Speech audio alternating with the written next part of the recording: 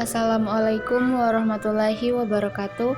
Perkenalkan, nama saya Nurul Miftah Sugiha dari jurusan Pendidikan Guru Sekolah Dasar Fakultas Ilmu Pendidikan. Saya akan menjelaskan tentang urgensi Pancasila sebagai pandangan hidup dan dasar negara. Pancasila merupakan nilai ideologi bagi negara Indonesia. Pancasila adalah jati diri bangsa Indonesia sebagai falsafah ideologi dan alat pemersatu bangsa Indonesia yang majemuk. Pancasila sebagai pandangan hidup. Nilai-nilai Pancasila melekat dalam kehidupan masyarakat dan dijadikan norma-norma dalam bersikap dan bertindak, serta petunjuk dalam menggapai kesejahteraan lahir dan batin. 1. Nilai ketuhanan. 2. Nilai kemanusiaan. 3. Nilai demokrasi. 4. Nilai keadilan sosial. Fungsi Pancasila sebagai pandangan hidup yaitu sebagai pedoman atau petunjuk dalam mengatur kehidupan berbangsa dan bernegara, sebagai pegangan hidup, norma dan juga pedoman dalam segala aspek kehidupan masyarakat dan pemerintah, sebagai petunjuk dalam menghadapi dan menyelesaikan masalah yang dihadapi, sebagai pemersatu keberagaman, untuk memberi arah dan tujuan yang akan dicapai oleh bangsa dan negara. Urgensi Pancasila sebagai dasar negara.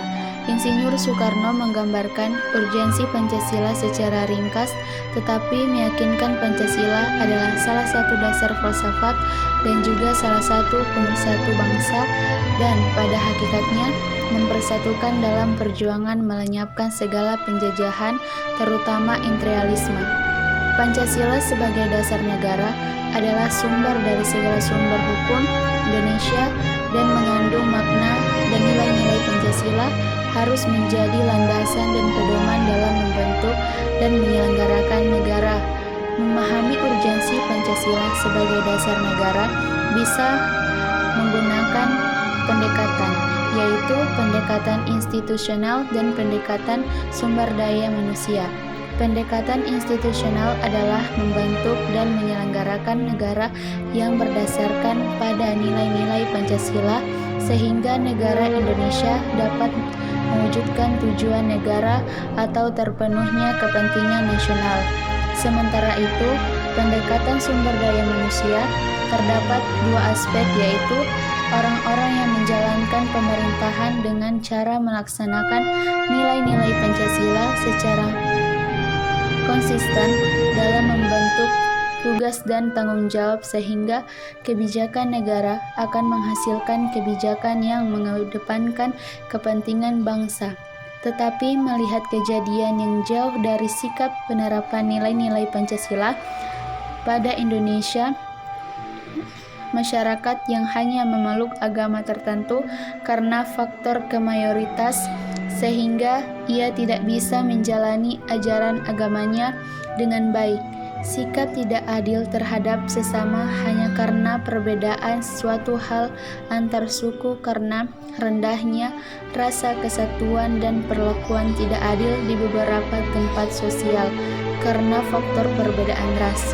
Untuk mengatasi beberapa masalah yang ada, perlu pemahaman yang mendalam terhadap urgensi Pancasila sebagai dasar negara. Dalam pemahaman tersebut ada tahap implementasi, yaitu tahap yang selalu mempertahankan prinsip-prinsip antara lain transparan sehingga akan terhindar dari KKN, korupsi, kolusi, dan nepotisme, dan warga negara yang berkiprah dalam bidang bisnis menjadikan Pancasila sebagai sumber nilai-nilai etika bisnis yang menghindarkan warga negara melakukan monopoli, serta warga negara yang bergerak dalam bidang organisasi kemasyarakatan dan bidang politik, maka Indonesia akan menggapai tujuan yang dicita-citakan seperti yang diharapkan pejuang pada masa dulu jika rakyat Indonesia menerapkan nilai-nilai yang terkandung dalam Pancasila.